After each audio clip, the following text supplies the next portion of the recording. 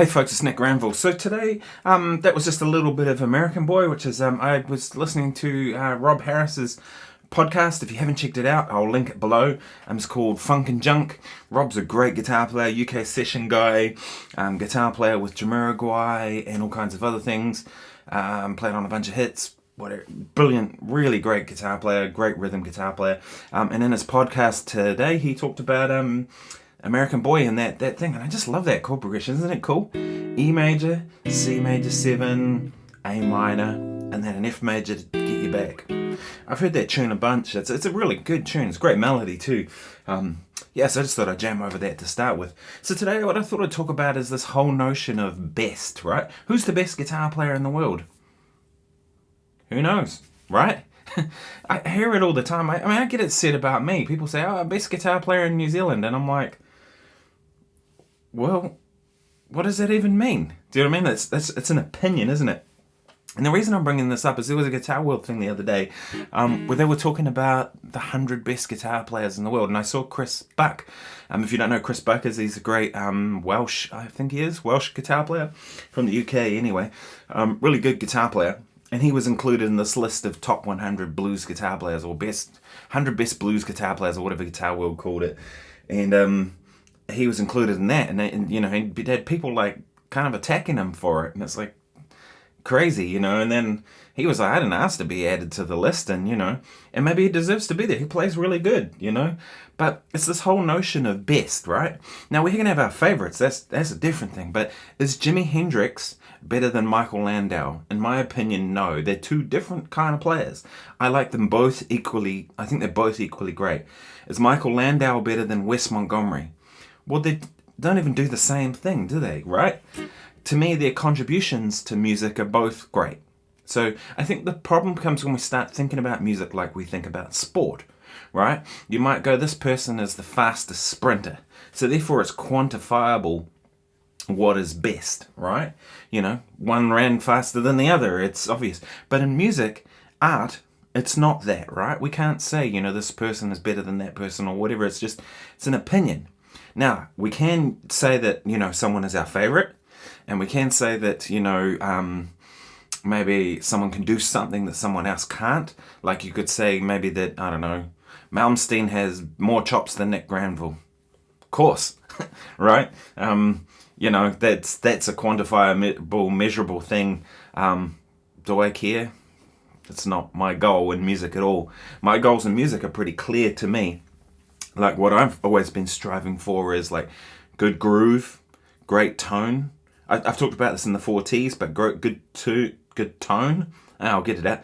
Good tone, good time, tasteful playing the right thing at the right time. Those are more my goals, and to me, those are harder to get, right? When you see these young kids, like, people send me these videos all the time on Instagram or Facebook or whatever, some little 8-year-old kid shredding, and they go, oh, check out this amazing young kid, and I'm like, well, okay, good on him, awesome, but I'm not impressed by that. It's like, where's the musicality in it? And that's the thing that I'm more looking at. That's what takes the time. So to me, it's like, if I was to think it, maybe you could look at best in terms of genre. I'd be curious to know. Let me know in your thoughts below. Like, who is the greatest guitar player in the world? Some would say it's Jimmy Page. Some would say it's Jimi Hendrix. How can you compare those two? They're both of them have contributed massively to music. One influenced the other, probably, and vice versa. But they're both great, right? But to me, it's like maybe you break it down to genre, and maybe you break it down to, all kinds of other factors. But I don't know. Some people might say that Brent Mason is the greatest guitar player of all time. In terms of if you're into that kind of country chicken picking type thing that he does, Other people might feel it's Tom Bukovac, someone I'm a big fan of. Tom's a bad dude. If you haven't checked out his channel, I'll link it below because I really like what he does. I was aware of Tom Bukovac long before the kind of internet stuff because, being a studio guy, session guy, this is what I do. You kind of check out the people that come before you. So Lukather and Larry Carlton, Lee Ritenow, Tom Bukovac, all kinds of players. Kenny Greenberg, who else is there? Dan Huff, Love Dan Huff's playing. I was a big fan of Giant and his work with those sort of things. So anyway, I'm just hoping we can get to a point in music where we stop thinking best anymore, and we start thinking either maybe favorite or like just celebrating greatness. That's enough, right? What are your thoughts? Let me know in the comments below. A couple of things about what I'm going to do on the channel over the next week. I've got 3 gigs this weekend, which are all different. One of the reasons I'm playing this guitar is I just put a set of new strings on it. I'm off to Napier to play a show with the Ladykillers, which is 3 vocal group, quite well-known singers within New Zealand. Annie Cromer, Jackie Clark and Tina Cross, all legends in their own right, and me playing guitar. So a heap of songs to learn. So I thought what I might do is just kind of show some behind the scenes. I'm taking the Fractal and I'm taking this. It's pop stuff, so this is really the most appropriate guitar for it. And rock. There's a lot of kind of rock type guitar stuff. And then Saturday's gig, I got a jazz gig playing at a wedding at Boom Rock with a guy from Auckland, great sax player, Ben, and my old mate Nick Tipping, and we're going to play jazz standards. It's Ben's gig.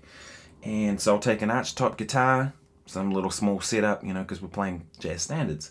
And then Sunday, Cuba Duper, I'm playing the blues with Neil Billington. So I'll take my 520, again the Fractal one, just plug in the front of house, and I'll take the Keeley Blues Disorder, and that'll be my drive tone, and just plug in the front of house, because there's going to be no parking anywhere near that venue. There'll be thousands of people around. It'll be pretty chaotic. So I thought, maybe I'll do some vlogs this weekend for the Guitar Daily, which I haven't done so far. So let me know what you think about vlogging, if you think I should include that, or what I should show in the vlogs. Do you want to see about the gear? You want to see like how it works? This is what I normally do. It's just not, I'm playing every weekend, but I'm not always playing 3 different gigs like this. 3 completely different setups, 3 completely different genres of music. So I like that. I like that challenge, so let me know your thoughts on that. Anyway, I hope everyone's well. Please subscribe if you haven't already. I post every day on YouTube. Anyway, play out on American Boy.